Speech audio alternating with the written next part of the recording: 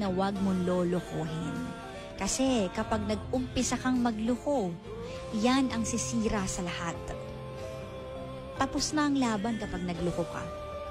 Yung iba nga dyan, di ba? Sabihin nila, pinatawad naman ako may second chance. Pero akala nyo ba madaling magbigay ng second chance? May mga taong binibigyan lang kayo ng second chance kasi hirap silang mawala kayo. Hindi pa nila kaya. Pero yung pain inside, it's killing them. Every moment na tinitignan nila kayo, naaalala nila yung pain. Naaalala nila yung cheating. Pinipili lang nila na lunukin yun dahil sa pagmamahal.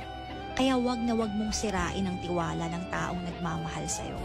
Wag na wag mong sirain ang relasyon nyo sa pamamagitan ng cheating kasi malalim na kasalanan yan. At wag mong hayaan na pagsisihan mo yan balang araw. So ngayon pa lang, dapat alam mo ang consequences sa gagawin mo. Pwedeng mawala yung taong pinakamahalaga sa'yo kapag niloko mo siya. So ayusin mo ang pagmamahal mo sa kanya.